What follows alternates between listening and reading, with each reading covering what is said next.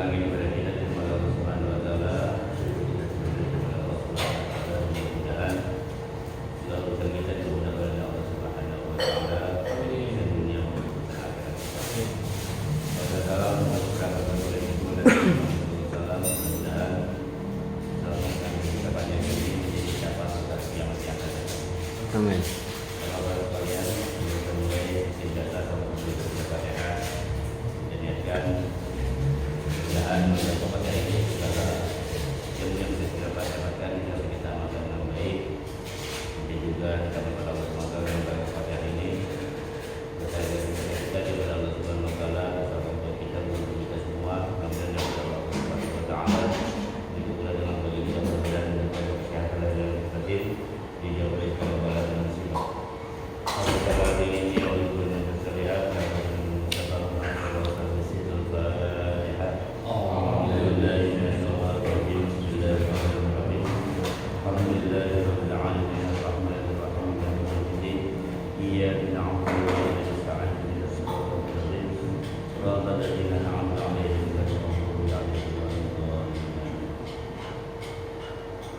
sekarang masuk ke surat An-Nasr.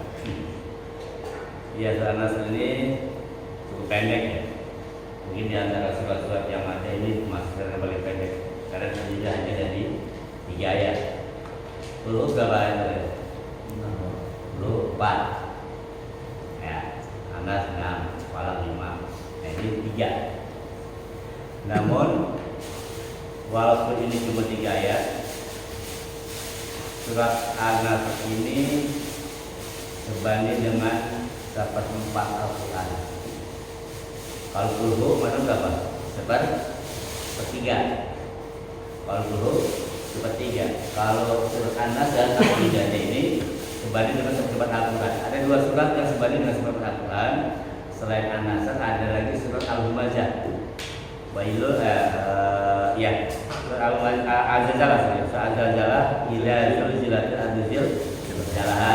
Nah, sama surat Idza ini sebanding dengan 1/4 Al-Quran karena kandungannya dalam bahasa lebih jauh. Para bapak sekalian, surah An-Nasr ini surat cukup pendek. Surat ini termasuk dalam golongan surat Madaniyah. Apa Madaniyah? Ayat yang diturunkan setelah hijrah itu disebutnya ayat-ayat Madaniyah. Nah, surat ini termasuk Madaniyah karena turunnya setelah hijrah. Kapan persis turunnya? Ayat ini, surat ini turun di tahun terakhir Rasulullah. Maka dikatakan bahwa surat ini, ayat ini adalah surat terakhir yang diterima oleh Rasulullah SAW. Karena nggak lama setelah menerima surat ini, wahyu ini, Rasulullah meninggal dunia. Tepatnya ini meninggal di bulan haji, ketika Rasulullah sedang haji pada tahun ke-10 Hijriah, pas hari Tasyrik. Itu turunlah ayat ini. Jadi ayat ini adalah ayat terakhir yang diterima oleh Rasulullah selama menjadi Rasul. Ya, setelah itu lama Rasulullah meninggal dunia. Kalau haji kan bulan Dzulhijjah, Rasulullah meninggal di bulan apa? Rasulullah lahir di bulan Rabiul Awal, meninggalnya pun di bulan Rabiul Awal. Nah, jeda waktu antara haji sama Rabiul Awal berapa bulan? Ya, apa enggak? Bulan ini kan? Hah? Berapa bulan? 4 ya. Ya, bulan Dzulhijjah itu bulan terakhir di dalam kalender Islam. Ya.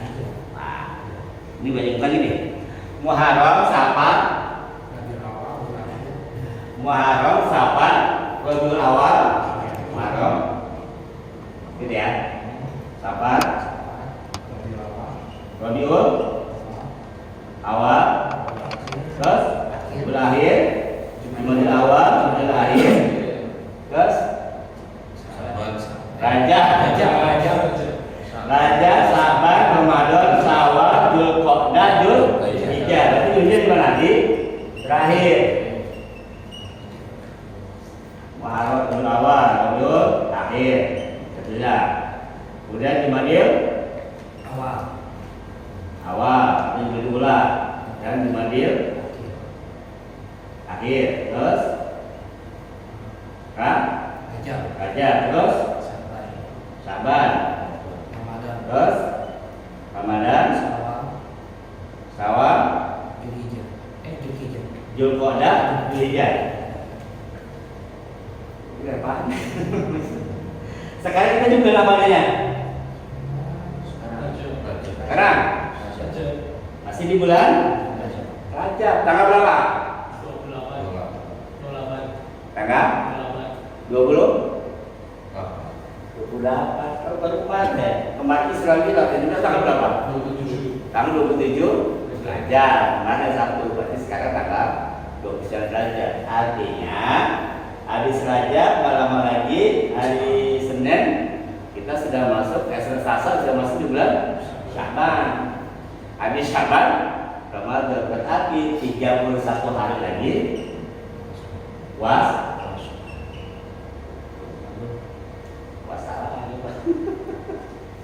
nggak berasa ya. Nah, baik, kembali ke materi. Surat An-Nasr turun di bulan Dzulhijjah, bulan haji, ketika saudara sedang melaksanakan ibadah haji atau haji wada. Nah, selisihnya dari Dzulhijjah, apalagi di sini ya, loh-nya? Muharram. Ada ke Muharram lagi. Muharram Syaban, Rabiul Awal, berarti 3 bulan setelah turun ayat ini Rasulullah meninggal. Kita tahu ya.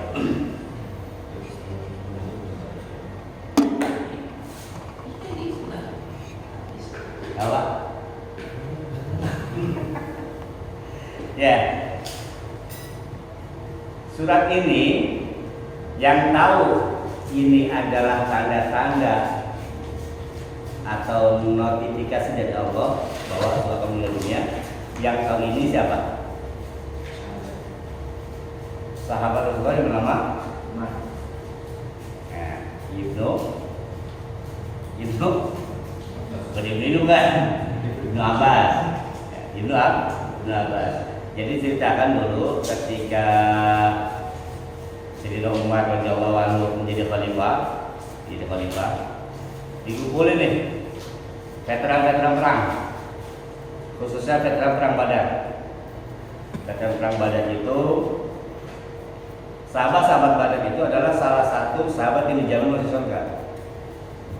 Mereka dapat garansi dari Allah.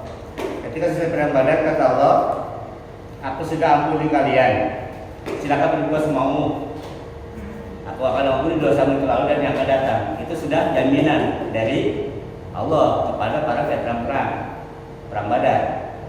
Karena saya sebut juga perang Badar itu banyak sahabat-sahabat yang veteran perang Badar. Satu contohnya yang sering kita kenal, saya dengar cerita Nuaiman, ya, dengar Nuaiman, sahabat Rasulullah suka mabok, tapi ada perang Badar. Nah, uniknya orang-orang veteran perang Badar ini, walaupun dia sering berbuat salah, tapi cepat tobat. Salah nih, tobat, gitu.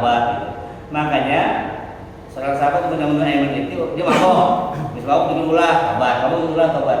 Karena nggak ada yang berani. Kenapa? Karena mereka memang sudah dijamin oleh Allah masuk surga. Untuk saja dia diampuni. Jadi kita harus paham ada beberapa golongan atau beberapa level sahabat nih. Yang pertama Rasulullah, pertama nih level tertinggi. Di bawahnya siapa? Sayyidina Abu Bakar. Di bawahnya Umar, Utsman, Ali. Di bawah mereka 10 orang yang dijamin masuk surga. Di bawahnya level keempat Patung veteran Badar. Ini adalah orang-orang yang dijamin masuk surga.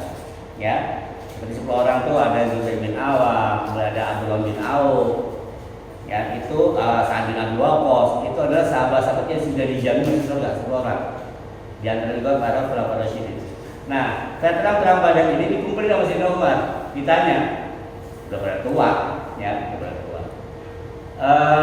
Setelah dikumpulkan, ditanya sama Umar, Bapak-bapak sekalian, apa pendapatku tentang firman Allah yang berbunyi idza ja'al wal wafat? Maksudnya bagaimana?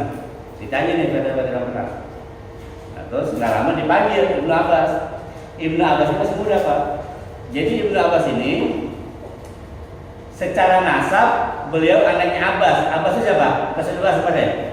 Abbas namanya Rasulullah. Secara nasab Ibnu Abbas ini jadi sepupu sama Rasulullah, ya kan? Nah cuma ketika Rasulullah meninggal dunia, Abbas baru berusia 13 tahun.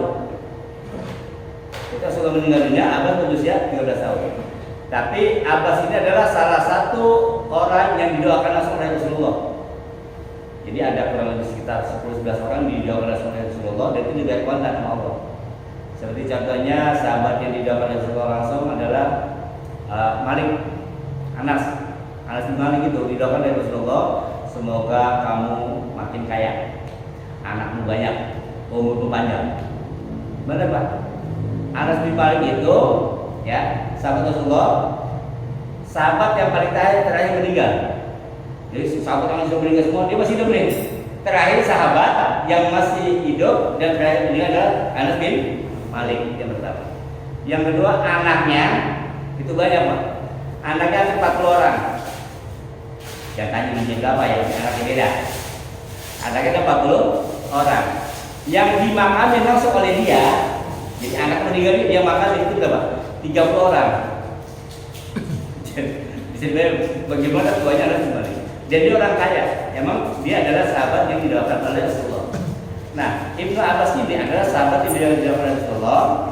Nah, jadi cerita awalnya ketika Rasulullah dulu mau sholat, Ibnu Abbas tahu nih, karena Ibnu Abbas itu pernah tinggal dengan Rasulullah kan.